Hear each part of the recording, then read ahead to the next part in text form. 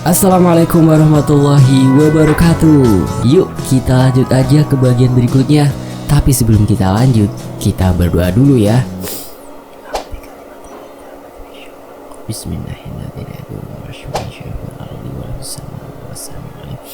Allahumma sholli ala sayyidina Muhammad sallallahu alaihi wasallam. Oke teman-teman, ini dia kelanjutannya. Kita masuk ke part Talambong Jarian Galaknati 1. Tatkala karena menyeberang entah berapa puluh warsa lalu, ia mengambil pijakannya sendiri. Malam yang cerah, bulan di atas sana terlihat bahagia. Setelah beberapa hari lalu selalu terpuruk mendung, akhirnya kali ini dia mulai terlihat cantik.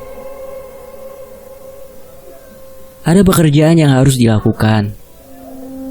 Temanku, sebut saja dia Kevin, punya rencana untuk membuka sebuah angkringan. Aku diminta untuk berbagi ide dengannya. Maka malam ini, kami sepakat untuk bertemu di sebuah kafe yang kebetulan empunya adalah orang yang kukenal. Aku tiba lebih dulu darinya, menyapa Kang Hendra dan memesan secangkir kopi. Ada tempat yang rada temaram itu nggak, Kang? Aku bertanya saat dia masih sibuk dengan mesin kopinya. Mau pacaran lu ya? Curiganya. Enak aja, ada obrolan bisnis nih, biar lebih privasi gitu, jelasku. Ada tuh di pojok kanan, ke situ aja. Meja nomor 16, cuma bisa dipakai berdua. Yang ke situ kalau nggak yang pacaran ya yang macem-macem, tunjuknya. Terus gue yang macem-macem gitu? Ujarku sambil pergi. Kang Hendra benar. Tempat ini cukup tersembunyi. Berada di paling sudut kafe. Terhalang semacam anyaman bambu yang tergantung, membuatnya lebih sedikit terlihat dari luar. Nih kopi lu, yang lu tungguin siapa, Re? Kang Hendra bertanya sambil menaruh kopi di depanku. Namanya Kevin, Kang. Dia rambutnya dicat putih, tinggi kurus. Orangnya selengean, jawabku. Oke, nanti kalau dia datang, gua suruh kemari, balasnya sambil berjalan pergi. Makasih ya, Kang, aku setengah berteriak. Yuk. Kang Hendra menghilang di balik tembok, meracik kopi untuk pengunjung lain. Baru beberapa menit berlalu, aku menerima pesan jika Kevin akan sedikit terlambat. Sebuah tangan menaruh secangkir kopi di mejaku tiba-tiba. Saat aku menoleh itu siapa? Seorang perempuan muda memakai jaket hoodie hitam dan celana jeans. Ia kemudian duduk di kursi seberangku. Saat ia membuka hoodie memperlihatkan wajahnya. Sialan. Ketakutanku sayangnya terlihat jelas. Saya kira kamu bisa bersikap lebih tenang saat melihat saya di sini, ujarnya. Aku tak menjawab. Ayolah, saya tidak semenakutkan itu. Kamu tahu. Ia dengan santai menyadarkan punggungnya dan mengaduk kopi miliknya. Aku masih tak menjawab. Wajahku menegang. Saya kemari karena perintah Nin Yuyun. Saat ia menyebutkan nama itu, ketakutanku berganti dengan keheranan. Kamu manggilnya Teteh kan ya? Lanjutnya. Ia diam menunggu balasanku. Teh Yuyun nyuruh kamu kesini. Aku pun memastikannya. Kamu gak percaya? Ia balik bertanya. Mustahil bisa percaya gitu aja kan?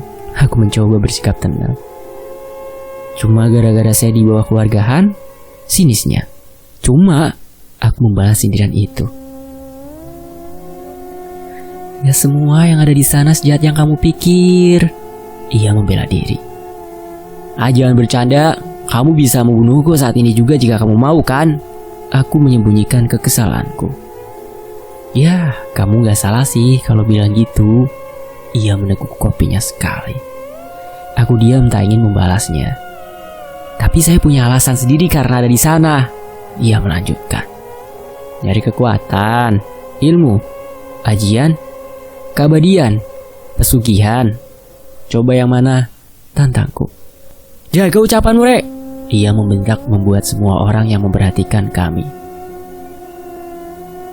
Aku ragu kamu mau membunuhku di tempat seramai ini. Selamat atau tidak setelah ini, aku akan bertaruh. Ayi tidak bilang kamu bisa semengesalkan ini, ujarnya dengan tatapan sinis. Teh Yuyun, Ayi, aku, kenapa dari tadi kamu bisa tahu soal kita? Aku mulai penasaran. Kamu pikir saya tidak tahu waktu kamu mengintip keluargaan lewat Ayi? Kata-katanya membuatku merinding. Jadi, kamu ada di pihak siapa, Rati? Dan kemudian Ratih pun bercerita. Aku tinggal di sebuah desa dengan pekerjaan utama para penduduknya adalah bertani. Pun dengan keluarga aku, bapak dan ibu menggarap 4 petak sawah milik kami sendiri. Aku hanya punya satu saudari. Dia lahir di hari yang sama denganku. Kami kembar. Meski wajah kami mirip, tapi tidak dengan pola pikir kami berdua yang saling berseberangan. Ratna. Entah bagaimana ia memimpikan hidup di kota dengan segala kemajuan teknologi dan modernitas yang pesat. Sementara aku lebih nyaman dengan kehidupan tenang di desa. Untuk itu, Ratna mengejar keinginannya dan berakhir bekerja di sebuah pabrik sepatu di kota. Jangan kira kami melepaskannya tanpa syarat. Aku, ibu, bapak, tidak di antara kami setuju dengan langkah yang dia ambil. Bukan hanya karena dia adalah perempuan, tapi karena juga tak ada saudara di kota. Maka dari itu, setelah perdebatan panjang yang alot, Ratna diizinkan dengan syarat harus selalu pulang setiap 1 bulan sekali. Bulan pertama saat dia pulang, sikapnya masih sama seperti Ratna yang ku kenal. Dia banyak bercerita tentang bagaimana roda ekonomi di kota berputar dengan cepat. Bagaimana kemudahan-kemudahan yang bisa ia dapatkan dengan segala hal yang ia ceritakan dengan antusias. Kenapa kakak gak ikut sama saya ke kota? Mumpung masih ada lowongan di pabrik, Kak. Ia mengajakku. Aku tersenyum sebelum menjawabnya. Henteu adek, teteh kapalang betah di kampung, mun barudakna mangkat sadayana. Satu nu bakal ngurus kolot arurang ari lain teteh mah. Ia mengerti terdiam. Teteh hoyong naon atuh ti abi? Gaji Ratna kan lumayan ageng teh, tawarnya saat itu. Besar HP we, kangge dede oge, kangge teteh oge. Beh, ti biasa sering ngabaran. Ibu kasihan khawatir terus soalnya, jawabku. Gampang, balasnya dengan acungan jempol dan senyuman. Singkat cerita, di bulan berikutnya, Ratna pulang dengan membawa HP untukku. Orang tua kami juga senang. Ibu tak lagi terlalu khawatir karena ia akan selalu menanyakan kabar setiap malam. Hingga beberapa bulan setelahnya, semua komunikasi kami berjalan lancar. Ratna nyaman dengan kehidupan barunya. Ia pun tak segan untuk bertukar cerita denganku. Setahun berlalu dengan kehidupan kami yang baru, sikap Ratna perlahan berubah. Ia tak segan untuk mulai membentak ibu yang menelponnya. Ia mulai tertutup denganku. Tak ada lagi cerita sebelum tidur tentang kehidupannya di kota. Penampilannya juga berubah. Ia tak segan untuk memakai pakaian lebih terbuka saat di kampung. Mode katanya. Alhasil, ia menuai cibiran dari tetangga seluruh desa. Kemudian di suatu hari, ia pulang tanpa pemberitahuan sebelumnya. Waktu itu juga bukan jadwalnya ia pulang. Dedek sakit teh, gak enak badan. Kalau maksain di sana, mau siapa yang nolong kan? Ia memberi alasan. Ya udah, libur dulu aja nggak apa-apa kan. Seenggaknya sampai kamu benar-benar sembuh, baru balik lagi aja. Ya, tawarku. Ia mengangguk. Selama cuti dadakan itu, ia menghabiskan waktunya di rumah. Ia masih bisa melakukan kegiatan ringan. Sekedar bersih-bersih rumah, ia masih sanggup. Keanehan mulai terjadi. Aku memang tidur dengannya satu kamar. Bau badannya entah bagaimana mulai mengganggu. Kamu gak mandi, Dek? Tuduhku. Enak aja, mandi ya gue. Dia menjawabnya kasar dan membalik badan dengan kesal. Dari situ, kami sering bertengkar dengan hal-hal sepele. Bau badannya juga semakin parah. Ibu yang mengetahui hal itu memberikan beberapa herbal untuknya diminum, dipakai mandi, bahkan diusapkan di badannya. Sampai hal yang mengerikan terjadi saat kami makan malam bersama. Seekor belatung jatuh dari rambut Ratna, sedangkan Ratna tidak merasa sakit sama sekali. "Nak, ada yang jatuh dari kepalamu!" Aku berteriak sambil berdiri menjauh. "Apa sih lo?" Ratna meraba kepalanya. Ternyata ada lubang kecil di sana dan menjadi sarang belatung. "Apaan nih?" Ratna berteriak saat ia memegang dan mengeluarkan ulat dari lubang itu. "Sini ibu, lihat." Ibu bergerak dan memperhatikan kepala Ratna. Ibu kaget dan memberitahu bapak. "Pak, ini..." Ibu enggan meneruskan kata-katanya. Saat bapak melihat hal itu, wajahnya menegang. Ia menyentuh kepala Ratna dan entah apa yang terjadi, bau yang teramat busuk seketika menguar dari situ. Aku tak tahan dan segera keluar rumah untuk memuntahkan apa yang sudah aku makan barusan. Ratna hanya diam dengan heran. Ia tak merasa sakit atau apapun yang membuatnya khawatir. "Bu, beresin makannya cepet. Bapak mau pergi, coba nanya sama yang ngerti." Bapak pergi dengan tergesa. Baru saja bapak pergi beberapa meter, seorang kakek tua memakai celana putih, ikat kepala batik, telanjang dada, dan tanpa sandal menghadang bapak. Mereka berbincang di sana. Aku tak tahu apa yang mereka bicarakan, tapi bapak sepertinya khawatir. Mereka lalu berbalik dan menuju kemari. Saat mereka tiba di depan pintu, kakek tadi bertanya padaku, "Kumaha?" "Bau ki, asalna ngan sakedi, ngan iya jantan bau pisan," jawabku. Kakek itu langsung masuk setelah mendengar penjelasanku tanpa bertanya lebih lanjut. Ratna yang sedang duduk di sofa ruang tengah terlihat tengah meraba-raba kepalanya dan membersihkan belatung dari situ. Aku melihat kakek itu melotot marah tepat saat melihat Ratna. Ia berjalan cepat mendekati Ratna, seperti menangkap sesuatu di atas kepala Ratna. Ia berbalik keluar. Saat melewatiku, hembusan angin panas terasa. Kakek itu seperti membawa sesuatu yang panas. Tangannya terjulur, terkepal, seperti memegang sesuatu yang tidak bisa aku lihat. Ia berdiri, mulutnya seperti membaca sesuatu, lalu api tiba-tiba berkobar dari kepalan tangannya. Saat tangannya sedang terbakar seperti itu, aku merasa merinding. Bukan karena melihat pemandangan barusan, tapi seolah ada ratusan pasang mata yang sedang menatapku. "Asup Kak Ima, jagaan si Ratna," kakak itu memerintahkan aku dan bapak dengan tegas. Kami masuk dengan terburu menurutinya. Aku mengintip dari jendela apa yang kakak itu lakukan. Perlahan aku menyadari, firasatku tentang ratusan pasang mata itu benar. Apa yang Rati lihat sebetulnya? Bagaimana ia bisa berakhir menjadi abdi di keluarga Han? Yang pasti, apa yang sebenarnya sedang terjadi?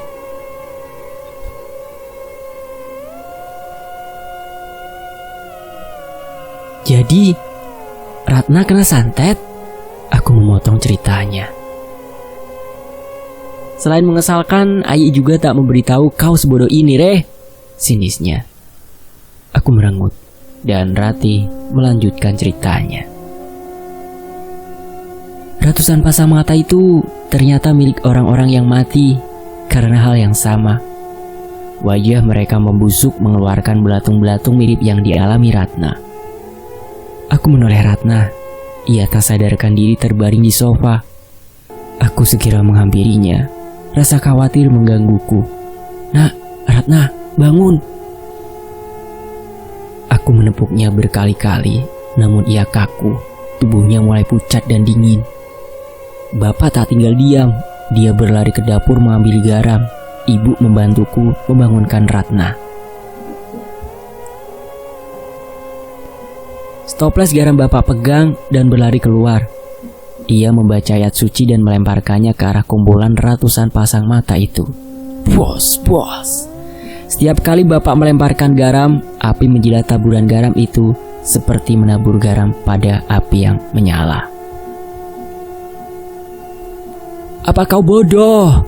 Kakek itu membentak Bapak yang melakukan hal itu. Bapak kaget. Belum saja ia membela diri, salah satu makhluk itu berlari dengan cepat ke arah Bapak. "Pak, awas!" Aku memperingatkannya, namun terlambat. Makhluk itu melompat dan menggigit leher Bapak. "Ah!" Bapak berusaha melepaskan gigitan itu.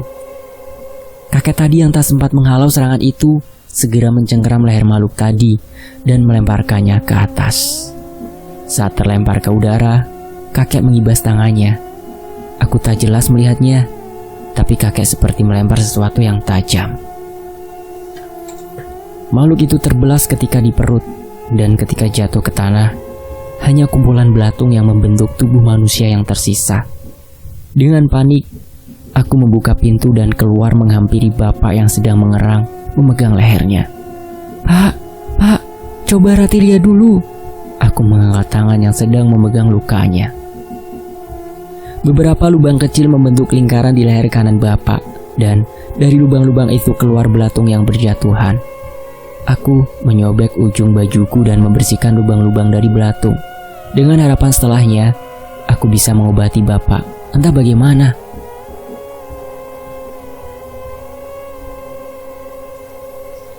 Kakek geram dengan ambruknya Bapak. Ia segera maju. Tangannya terkepal dan melakukan beberapa tinjuan ke arah mereka dari jauh. Aku melihatnya dengan jelas. Pukulan-pukulan kakek hanya menghantam udara. Tapi entah bagaimana setiap pukulan yang ia lepaskan, satu makhluk juga meledak.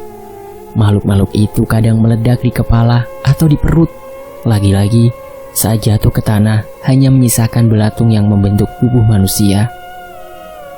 Kakek sibuk dengan makhluk-makhluk itu. Dia seperti berusaha membunuh setiap dari mereka. Saat atmosfer khawatir, sedih, takut, bercampur kental. "Ah!" Ibu berteriak dari dalam rumah. Saat kulihat ada apa, sesosok makhluk seperti manusia merangkak di sana. Telanjang, lidahnya panjang terjulur menancap ke kepala Ratna. Ekornya mencekik leher ibu. Matanya berwarna kuning menyala. Telinganya panjang, badannya bersisik seperti kadal. Bapak yang melihatnya segera bangun dan berlari ke arah ibu dan Ratna. Darah mengucur deras dari lehernya, sama sekali tak ia hiraukan. "Setan alas, lepaskan keluargaku!"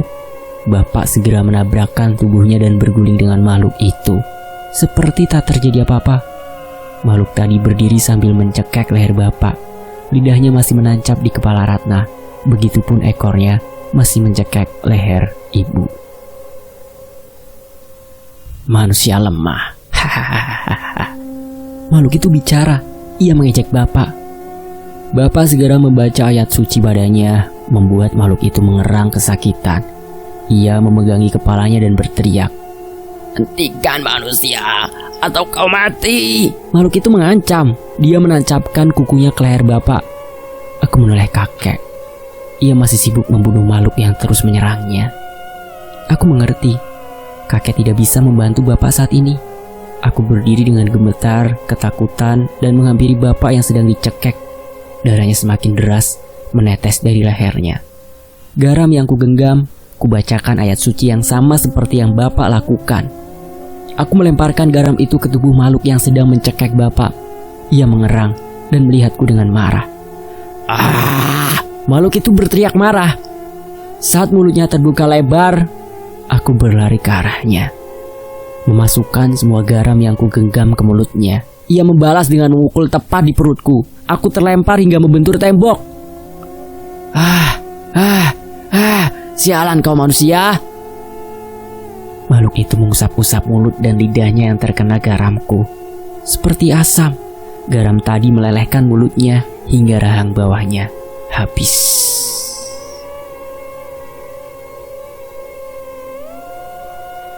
Dengan tidak berhentinya Bapak membaca ayat suci, kepala makhluk itu mulai terbakar. Dia melepaskan lidahnya, tangan, ekor, dan berguling-guling ke belakang sambil meronta-ronta. Bapak yang jatuh kembali bangun. Ia menindih makhluk itu dan terus membaca ayat suci sambil mencekeknya. Makhluk itu meronta dan tubuhnya perlahan terbakar. Begitupun dengan bapak. "Pak, lepas sudah!" Ibu berteriak pada bapak. Tapi karena amarah yang menguasai pikiran bapak, ia tak mendengar teriakan ibu. Aku jelas melihat wajah bapak yang marah. Baru kali ini aku melihatnya semarah ini. Usaha bapak membuahkan hasil. Makhluk itu terbakar hangus akhirnya, lalu menghilang bagai abu yang ditiup angin. Bapak jatuh dengan darah yang terus-menerus keluar dengan deras dari lehernya. Aku dan ibu segera mendekat. Bapak menutup mata dan senyuman puas terlukis di wajahnya. Sementara tubuhnya yang bermandikan darah terlihat pucat pasi dingin kaku.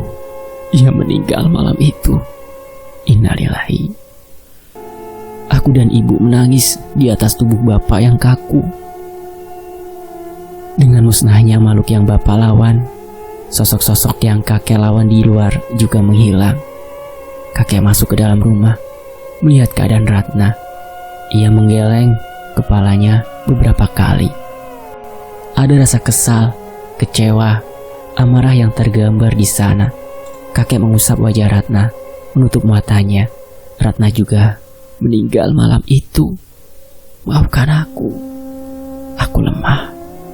Kakek itu berkata dan berbalik. Jika kau ingin membalas dendam, cari Purwayiksa dan minta padanya untuk mengajarkan ajian balak natih padamu. Aku gagal kali ini dan tak pantas mengajarkanmu. Kakek aneh itu pergi dan menghilang begitu saja. Malam itu, aku dan ibu menangis jadi-jadinya. Karena tangisan kami juga, para tetangga berdatangan. Padahal sebelumnya dengan suara pertarungan seperti tadi, mereka tidak mendengar apapun. Demikianlah cerita Ratih. Dan aku pun bertanya pada Ratih. Dia seperti menyelesaikan cerita ini. Makhluk itu kamu sudah cari tahu? Dan Ratih pun menjawab. Tumbal pesugihan Natus Mapati, salah satu pesugihan yang dilakukan keluarga Han. Mereka berpikir Ratna akan tinggal di kontrakannya saat jiwanya diambil. Mereka tahu kalau Ratna tinggal sendiri dan memutuskan untuk menumbalkannya. Ia menjelaskan dengan tenang. Tapi ternyata Ratna pulang dan semuanya terjadi. Aku meneruskan penjelasannya. Ya, balasnya singkat. Aku termenung dan berpikir, masih meraba, ada di mana posisi Ratih saat ini? Lalu kamu datang ke keluarga Han untuk membalas dendam? Tanyaku. Ratih tak segera menjawab. Ia menatap mataku dengan tajam dan dalam. Saya akan membunuh setiap satu dari keturunan Han hingga tak bersisa. Kata-katanya tegas dan membuatku bergidik. Termasuk cucu-cucunya, lanjutku. Keluarga Han saat ini tidak mempunyai cucu. Lebih tepatnya, saya membuat mereka tidak bisa membuat keturunan. Jelasnya dengan senyuman tipis yang terlihat puas. Ada berapa anggota keluarga Han saat ini? Tanyaku. Kamu mirip seperti Nin saat menanyakan hal ini. Ia menyindir, tapi aku tak merasa kesal. Aku tak membalas sindirannya. Kusuma Han, kepala keluarga saat ini. Istrinya, Sri Han, anak pertama mereka yang menjadi sang bakul, Citragati. Kamu sudah bertemu sama anak kedua mereka, Wijaya Han, dan terakhir, Kara Han. Jelasnya. Aku sempat melihat kemampuan Wijaya Han. Apa setiap dari mereka punya ajian masing-masing? Aku mencoba mengorek informasi sebanyak mungkin. Kamu menginginkan pertarungan dengan mereka? Ratih curiga. Tidak, sebisa mungkin aku ingin menghindari pertemuan dengan mereka. Dan dengan mengetahui kemampuannya, aku bisa menghindar lebih baik. Aku memberikan alasan. Masuk akal. Ingat-ingat ini kalau begitu. Pertama, Kusuma Han. Dia punya ajian Banaspati. Tubuhnya dan serangannya panas seperti api. Kamu bisa langsung hangus. Kedua, Sri Han. Dia lebih mengurus bisnis dan rega. lebih sering ikut bersamanya. Ketiga, Sang Bakul. Dia menjadi tumbal hidup dari semua dampak ajian yang setiap anggotahan kuasai. Dia sering merasa lapar dan memakan apapun. Badannya sangat amat gemuk hingga ia kesulitan berdiri. Ia juga bisu. Tapi jika bicara, maka dipastikan itu adalah salah satu penunggu ajian yang bersemayam di tubuhnya. Dengan ini, setiap perkataan dari Citragati menjadi sakral. Keempat, Vijayahan. Sama seperti ayahnya, pengguna ajian Banaspati. Yang saya tahu dia polisi, entah apa jabatannya, dan jarang sekali pulang ke rumah. Kelima, Karahan. Dia mengurus bisnis seperti ibunya, seorang jalang penggoda yang menganut ajian Karmasutra Ireng.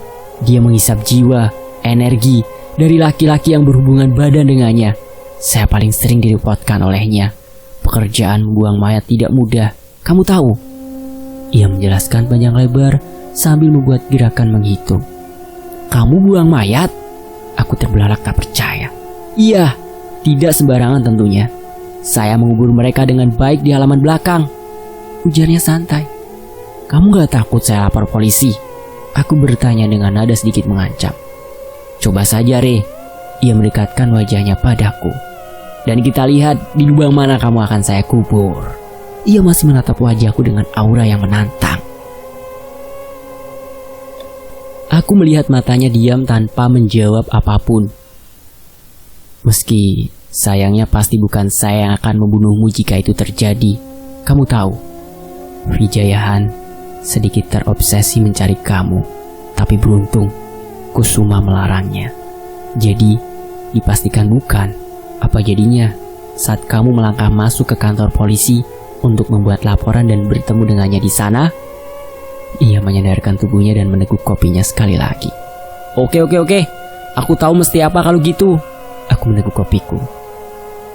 Tapi aku penasaran, kamu bisa bertahan di sana dengan kegilaan itu? Tanyaku lanjut. Mungkin ini terdengar tidak masuk akal, tapi Kusumahan adalah seorang yang sangat loyal dengan anak-anaknya. Dia akan memberikan apapun yang mereka minta. Kara suka sekali menonton film porno sejak dia masih SD. Kusuma memberikannya TV, VCD, dan seperangkat sound system lengkap untuk dipasang di kamar Kara. Ia lalu melarang orang-orang untuk mengganggunya saat dia di kamar, kecuali dia sendiri. Vijayahan, ia ingin menjadi polisi sebelumnya, dan Kusuma mengusahakan itu dengan baik. Istrinya menyukai baju mewah dan teh hitam.